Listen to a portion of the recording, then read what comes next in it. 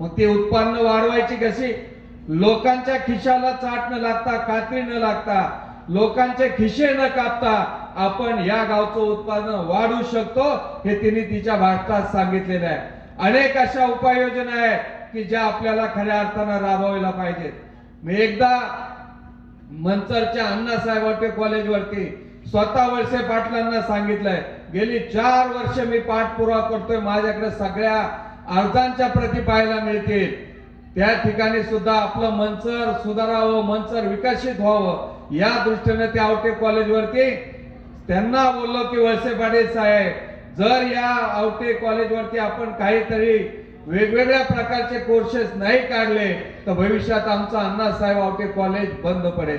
Chairman साहेब, तुम्हाला कल्पना नाही, ज्या वेळेस पारगावचं कॉलेज झालं आणि बाहेरची कॉलेजेस झालेली आहेत, मागच्या 24-25 या वर्षामध्ये आपल्या अण्णासाहेब आवटे कॉलेजची जवळजवळ 900 विद्यार्थी संख्या कमी आलेली आहे.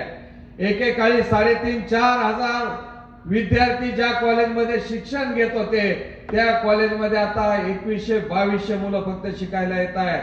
एवढी विद्यार्थी संख्या कमी झाली आणि त्या कॉलेजच्या मॅनेजमेंट समितीच्या अध्यक्ष आहेत दिलीपराव वळसे पाटील. ज्यावेळेस मी त्यांना सांगितलं, साहेब एका वर्षामध्ये 1000-1200 मुलं कमी झालेली आहेत, त्यांना या आश्चर्याचा धक्का बसला. कॉलेजच्या कमिटीच्या अध्यक्ष असून त्यांना देखील माहिती नाही की आपल्या कॉलेजचे विद्यार्थी एवढे एका वर्षात घटलेले आहे म्हणून. का घटले? कारण त्या ठिकाणी केवळ आर्ट, कॉमर्स, सायन्स एवढीच आपण फॅकल्टी चालवतो. पण या तालुक्याचा अभ्यास केला तर आंबेगाव तालुक्यांना आज इंजिनिअरिंगला, IT ला, MBA ला, हॉटेल मॅनेजमेंटला, नर्सिंगला, फार्मसीला बाहेर जाणाऱ्या विद्यार्थ्यांची संख्या जर तुम्ही मोजली तर आवटे कॉलेजला आणि इतर कॉलेजला येणाऱ्या विद्यार्थ्यांच्या पेक्षा जास्तीची संख्या ही बाहेर जाते. मग आपल्याला जर मंचर सुधारायचं असेल बांधवांनो, मंचर एकाच गोष्टीनं सुधरू शकतं. कारण मंचरला आपल्याला MIDC जवळ नाहीये, मंचरला आपल्याला कुठेही छोटे मोठे उद्योग नाही आहेत की जेणेकरून मंचरला लोक राहायला येतील. आणि मंचरला जर लोक राहायला आली नाही तर आपली बाजारपेठ आज आहे तशीच राहील.